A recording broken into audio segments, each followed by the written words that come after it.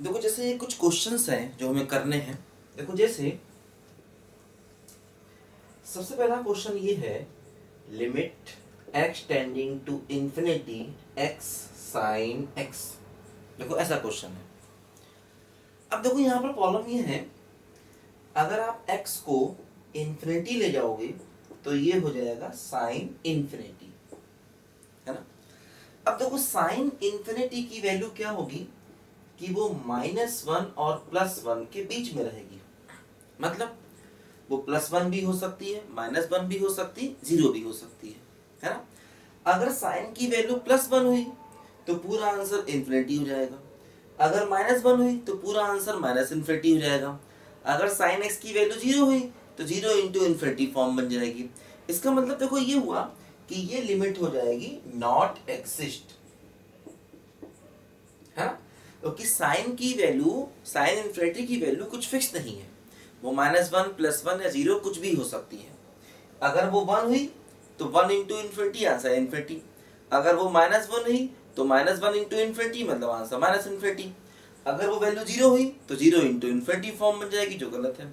इसलिए ये लिमिट क्या हो जाएगी बोलो, डज नॉट एग्जिस्ट हो जाएगी। देखो मान लीजिए ये क्वेश्चन करना है, limit x tending to infinity e raise to the power -x into sine x, ऐसे करना है मान लो। अब देखो क्या होगा, ये हो जाएगा limit x tending to infinity sine x upon e की पावर x। देखो ऐसे हो जाएगा। अब देखो होगा क्या, यहां पर ध्यान दो, जैसे मैंने बताया था आपको e की पावर x, e की पावर x का मतलब a की power x a greater than 1 वाला देखो ग्राफ बनेगा। देखो ये ग्राफ कुछ ऐसे बनता है, ध्यान दो ऐसे करके, ये पॉइंट होगा 0,1। देखो अगर हम x को इंफिनिटी ले जाएंगे तो e की पावर x भी इंफिनिटी पर जाएगा। ये मैंने आपको ग्राफिकल में बताया था। अगर हम x को इंफिनिटी पर ले जाएंगे, देखो ग्राफ ऊपर बढ़ता जा रहा है ना। जब आप x को इंफिनिटी पर ले जाओगे तो e की पावर x की वैल्यू भी इंफिनिटी हो जाएगी। देखो ये हो जाएगा साइन इंफिनिटी बाई इंफिनिटी, है ना। अब देखो 1 बाई इंफिनिटी और साइन की वैल्यू क्या होगी, -1 और +1 के बीच में। अब 1 बाई इंफिनिटी क्या होता है, 0, है ना। तो ये हो जाएगा 0 इंटू -1 एंड +1 के बीच में, तो आंसर भी देखो यहाँ पर 0 आ जाएगा, क्योंकि e की पावर इंफिनिटी की वैल्यू इंफिनिटी होगी, ध्यान रखो। और साइन इंफिनिटी कुछ भी हो, वो -1 और 1 के बीच में ही होगा। तो जब उसको 0 से मल्टीप्लाई करोगे तो रिजल्ट हमेशा 0 ही आ जाएगा, ध्यान दो। ठीक है, देखो अब जैसे मान लो एक क्वेश्चन हमें करना है यहाँ पर,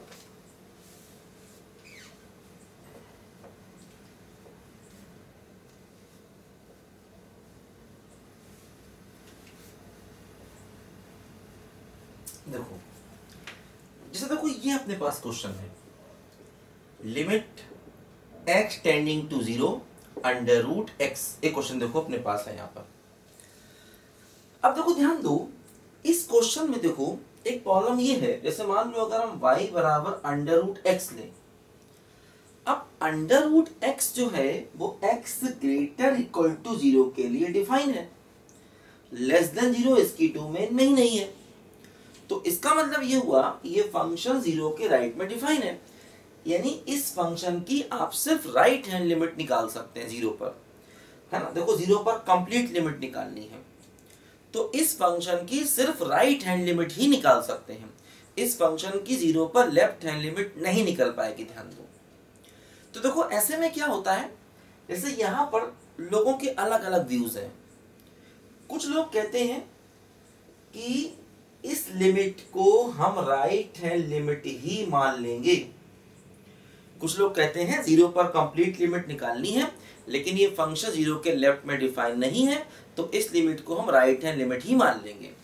और जब आप इसको राइट हैंड लिमिट मान लेंगे तो इसकी वैल्यू 0 हो जाएगी, क्योंकि 0 के राइट से देखो y बराबर अंडर रूट x का ग्राफ कुछ ऐसे आता है। ये मैंने बताया होगा पहले भी आपको, y बराबर अंडर रूट x का ग्राफ ऐसे आता है। ये एक इंक्रीजिंग फंक्शन है और ये कॉनकेव डाउन है ना। और y की वैल्यू देखो पॉजिटिव है, देखो ग्राफ x एक्सिस के ऊपर है, इसका मतलब y की वैल्यू क्या है, हमेशा पॉजिटिव है, ध्यान दो, है ना। तो इसका डिफरेंशिएशन पॉजिटिव आएगा अगर आप करेंगे तो, क्योंकि इंक्रीजिंग फंक्शन है, कॉनकेव डाउन है, तो डबल डेरिवेटिव इसका नेगेटिव आएगा अगर आप करेंगे तो। ठीक है, तो देखो ध्यान दो, अगर हम 0 पर राइट हैंड साइड से देखें तो फंक्शन की वैल्यू देखो 0 आ रही है। अगर हम 0 पर राइट साइड से देखें तो फंक्शन की देखो वैल्यू 0 आ रही है। इसका मतलब देखो कुछ लोग कहते हैं कि 0 पर कंप्लीट लिमिट का मतलब 0 पर राइट है लिमिट, है ना। लेकिन कुछ लोग कहते हैं कि इसकी लिमिट एग्जिस्ट नहीं करनी चाहिए, क्योंकि हमें 0 पर कंप्लीट लिमिट निकालनी है, इसकी राइट हैंड लिमिट तो 0 है ना, लेकिन लेफ्ट हैंड लिमिट एग्जिस्ट नहीं करेगी। लेफ्ट हैंड लिमिट क्या हो जाएगी, नॉट एग्जिस्ट, है ना। तो कुछ लोग कहते हैं कि 0 पर कंप्लीट लिमिट का मतलब 0 पर राइट हैंड लिमिट मान लेना चाहिए, क्योंकि 0 पर लेफ्ट में फंक्शन डिफाइन नहीं है। तो 0 पर कंप्लीट लिमिट का मतलब 0 पर राइट हैंड लिमिट मान लेना चाहिए, और 0 पर राइट हैंड लिमिट मान के इसका आंसर 0 आ जाना चाहिए। लेकिन कुछ लोग कहते हैं कि नहीं, 0 पर लिमिट निकालनी है तो राइट लिमिट लेफ्ट लिमिट दोनों को देखना होगा, और अगर हम राइट हैंड लिमिट देखेंगे तो 0 आएगी, लेकिन अगर हम 0 पर लेफ्ट हैंड लिमिट देखेंगे तो आएगी नहीं, क्योंकि 0 के लेफ्ट में फंक्शन डिफाइन नहीं है। तो उस पॉइंट ऑफ व्यू से ये लिमिट क्या हो जाएगी, बोलो, डज नॉट एग्जिस्ट हो जाएगी, है ना। तो यहाँ पर लोगों के अलग अलग व्यूज हैं, ध्यान देना। कुछ किताबें इसको फॉलो करती हैं, कुछ किताबें इसको फॉलो करती हैं। हालांकि आईआईटी ने अभी तक इस टाइप का कोई सवाल आज तक नहीं पूछा, है ना। आईआईटी ऐसे कंफ्यूजिंग मुद्दों को नहीं उठाता, है ना। लेकिन ध्यान दो, मेरी नजरों में ये बात सही है। मैं मानता हूं कि 0 पर लिमिट निकालनी है तो 0 पर राइट हैंड लिमिट को निकाल लेना चाहिए ऐसे केसेस में, है ना। तो मेरी नजरों में ये बात सही है, लेकिन कुछ लोग के अपने ये भी व्यूज हैं, तो ये भी कुछ लोगों का अपने हिसाब से सोचना सही है ना। तो ये मैंने बता दिया, क्योंकि इसमें अलग अलग किताबों में आपको हो सकता अलग अलग आंसर दे दिए जाए, इसलिए मैंने आपको बताया। ठीक है, देखो एक और क्वेश्चन करते हैं। ऐसा क्वेश्चन देखो हम लोग साइन एक्स में भी कर चुके हैं, तो यही क्वेश्चन देखो साइन इनवर्स में भी आ गया। देखो ऐसा क्वेश्चन है यहाँ पर, ये जैसे मान लो ये क्वेश्चन है, limit x tending to 0 sine inverse x by X. मान लो ऐसा क्वेश्चन अपने पास है, sine inverse x by X. अब देखो क्या होगा, x tending to 0 sine inverse x by X. देखो ध्यान दो, देखो होता क्या है यहाँ पर। अब देखो अगर हम x को 0 रखें तो देखो ये 0 बाई 0 फॉर्म बन जाएगी। अब अगर ये 0 बाई 0 फॉर्म बन जाएगी तो हम इसमें लॉपिटल रूल लगा सकते हैं। कैसे लगाएंगे, देखो साइन इनवर्स का differentiation 1 upon under root 1 minus X square upon x का डिफरेंशिएशन 1 होता है। अब अगर हम x को 0 पुट करेंगे तो 1 अपॉन अंडर रूट 1 यानी 1 हमारे क्वेश्चन का आंसर आ जाएगा। देखो एक तरीका ये हो गया, इसमें हमने लॉपिटल रूल से अपने क्वेश्चन को कर दिया। ठीक है, इसमें हमने लॉपिटल रूल से अपने क्वेश्चन को कर दिया। अब देखो इसी का एक तरीका ये होता है कि हम क्या करेंगे, देखो x को साइन थीटा मान लेंगे।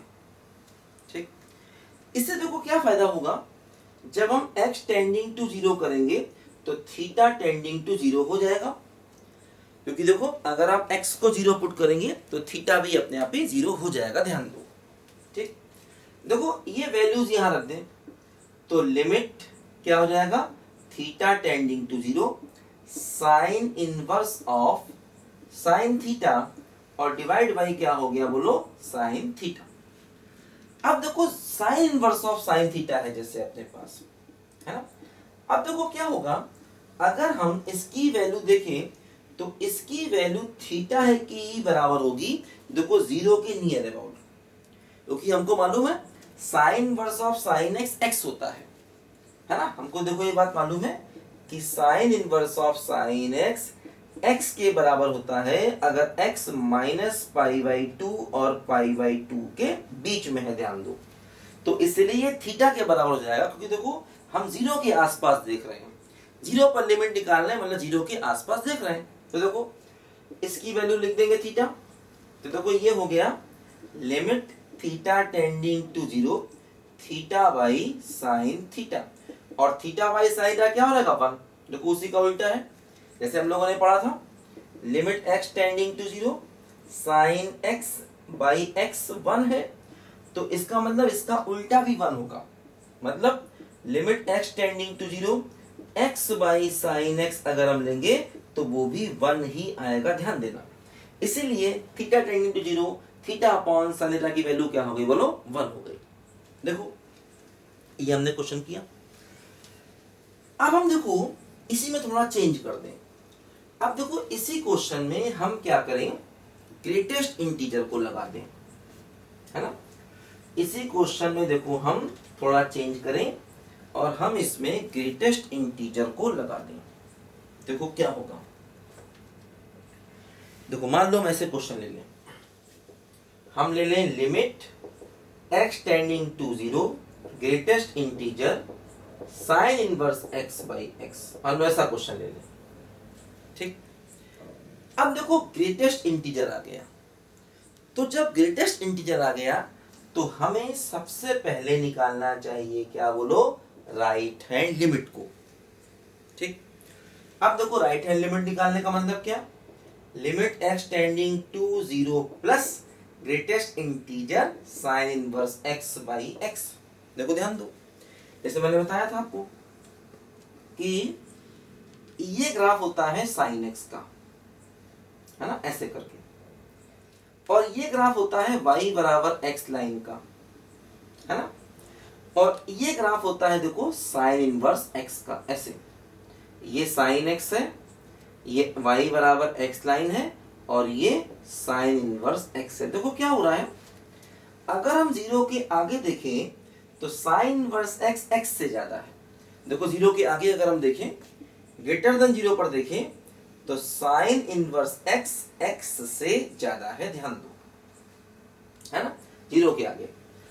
अब देखो x से डिवाइड कर दो, x पॉजिटिव है तो sign inverse x by x क्या हो जाएगा, ग्रेटर देन 1। अब ग्रेटर देन 1 का मतलब ये 1 से थोड़ा सा ही ज्यादा होगा, 1 से बहुत ज्यादा नहीं होगा। तो जब ये टर्म ग्रेटर देन 1 हो गया तो देखो इसका ग्रेटेस्ट इंटीजर जब निकालेंगे तो 1 आ जाएगा, और इसीलिए इसका आंसर भी 1 ही आ जाएगा, ध्यान दो, ठीक। अब देखो इसी में हम निकालें क्या, लेफ्ट हैंड लिमिट, तो क्या होगा, x tending to 0 minus greatest integer sine inverse x by x। देखो ध्यान दो। अब देखो अगर हम 0 के पीछे देखें, देखो अगर हम लेस देन 0 पर देखें तो x जो है वो साइन इनवर्स, देखो x साइन इनवर्स x से ज्यादा है। देखो ये है x लाइन, ये साइन इनवर्स x, तो x साइन इनवर्स x से ज्यादा है, ध्यान दो, ठीक। अब देखो x नेगेटिव है, तो जब हम x से डिवाइड कर देंगे तो इधर क्या होगा, इनइक्वालिटी चेंज हो जाएगी, ध्यान दो, है ना। x एक्चुअली नेगेटिव है, जब x से डिवाइड करेंगे तो इनइक्वालिटी चेंज। इसका मतलब क्या हुआ, देखो sine inverse x by x 1 से बड़ा हो गया। अब 1 से बड़े का मतलब 1 से थोड़ा सा बड़ा, तो इसका मतलब ये हुआ कि इसका भी देखो ग्रेटेस्ट इंटीजर 1 आ जाएगा और हमारा आंसर भी 1 आ जाएगा। दोनों साइड की लिमिट 1 है, यानी इस पूरी लिमिट का आंसर भी 1 आ जाएगा, और देखो ये लिमिट एग्जिस्ट कर जाएगी, ध्यान दो, ठीक। अब देखो एक और क्वेश्चन देखें, काफी अच्छा क्वेश्चन।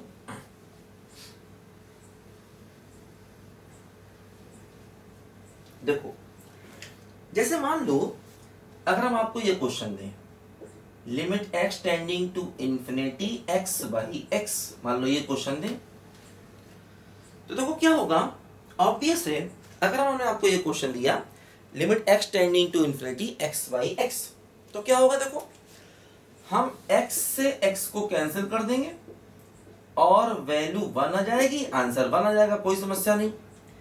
लेकिन अगर मान लो मैं आपको क्वेश्चन देता हूं limit x tending to infinity sine x by sine x, मान लो मैंने आपको ये क्वेश्चन दिया। अब देखो होगा क्या इसको काट के 1 1 लिख देना, मतलब तुमने सोचा इसे काट के 1 लिख दे, आंसर 1 गलत हो जाएगा, ध्यान देना। देखो वजह क्या, वजह ये है अगर आप x को इन्फिनिटी पर ले जाओगे तो साइन x की वैल्यू कुछ भी हो सकती है। क्या पता साइन x की वैल्यू 0 हो गई तब, तो अगर साइन x की वैल्यू 0 हो गई तो 0/0 केस बन जाएगा, वो डज नॉट एग्जिस्ट हो जाएगा। हाँ, अगर साइन x 0 नहीं हुआ तो काट के 1 लिखा जा सकता है ना। तो यहां पर देखो प्रॉब्लम सबसे बड़ी ये है कि अगर आप x को इन्फिनिटी पर ले गए तो साइन x की वैल्यू 0 भी हो सकती है, क्योंकि साइन की वैल्यू -1 और 1 के बीच में होगी, क्या होगी नहीं मालूम। अगर ये भी 0 हुआ, ये भी 0 हुआ, 0/0 केस बन जाएगा, जो डज नॉट एग्जिस्ट हो जाएगा। तो इस पूरी लिमिट को हम कहेंगे, ध्यान देना, डज नॉट एग्जिस्ट। बहुत important question, x tending to infinity sine x by x, इस लिमिट को हम कहेंगे डज नॉट एग्जिस्ट, क्योंकि साइन इन्फिनिटी क्या होगा ये बात हमको मालूम नहीं है, क्योंकि वो 0 भी हो सकता है। अगर 0 हो गया तो 0/0 केस हो जाएगा, तो इसलिए इस लिमिट को हम कहेंगे डज नॉट एग्जिस्ट। लिखो सब बच्चे ध्यान से इस बातों को। आइए मैं आपको और भी अच्छे क्वेश्चन कराता हूँ। देखो